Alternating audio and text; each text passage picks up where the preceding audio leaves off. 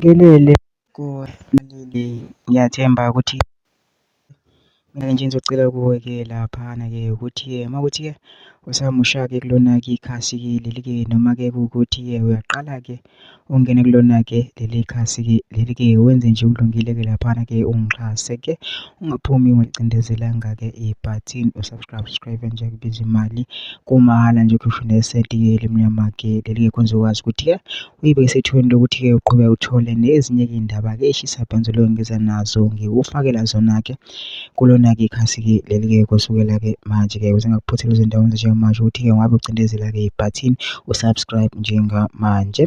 Udaba lethe lona-ke namhlanje-ke laphana-ke lithi-ke baningi asebengenele-ke udaba-ke lomkhulu-ke wangena ngo-2009 ejele-ke ngecala lokuthi-ke udlwenguliwe. Khona-ke ividiyo-ke ebi-trend-a ey'nkundleni zokuxhumana-ke washo-ke umkhulu wathi-ke akayisoli-ke yena-ke ngalokhu aboshelwe khona ngoba akazange aze akwenze-ke bese i-trend-a-ke leyo video-ke lolu daba-ke langenelwa-ke osopolitiki-ke namaloya-ke laphana-ke asezingeni eliphezulu-ke zama ukusiza-ke lo mkhulu ukuthi-ke aphume-ke ejele. Bese khona nomunye-ke umfowabo-ke lo mkhulu amaziyo waveza nokuthi-ke wangena ngenxa-ke yomndeni-ke wawungazwani-ke. Ubhalile-ke lo ku-TikTok-ke lo ubhuti-ke kwakhe-ke lo mkhulu wabhala wathi, owakithi lo mbhemu wozalo yinzondo kaNtuzu ongudadewabo owathi udlwengule ingane yakhe after years. Ingane yalikhuluma iqiniso,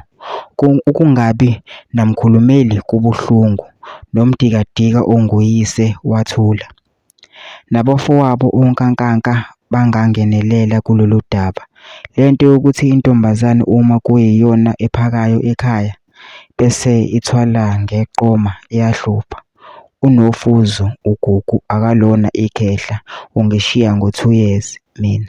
Kusho-ke lokhuze-ke ubhuti kwalo-ke lo mlisa-ke lo oboshiwe-ke lapha. Suke ingane-ke yalikhuluma iqiniso athi ayikho-ke leyo nto leyo, kodwa-ke kwathuleka-ke kanjalo-ke laphana abameli-ke basezingeni eliphezulu-ke abaphansi phezulu-ke bamvakashela-ke laphana-ke ejele-ke baqoqa-ke ubufakazi bazama ukuthi-ke bamkhiphe-ke laphana-ke. Mina ngicela phana nama-comment section-ke uvushe uvo lwakho ukuthi wena-ke ucabangani-ke ngalo-ke lolu daba-ke lolu bese wenza ukulungile nje ungixhase-ke ucindezele-ke ibhathini usubscribe nje kubiza imali kumahhala nje ukhishwe nesenti-ke elimnyama-ke kwenza ukwazi ukuthi-ke uqhubeke uthole nezinye-ke iy'ndaba-ke ezintsha ey'shisayo bhenzulo ngiza nazo ngikufakela zona-ke kulona-ke ikhasi-ke leli-ke ukuze ngakuphuthela izindawo njengamanje ngabe ucindezela-ke ibhathini subscribe njengamanje.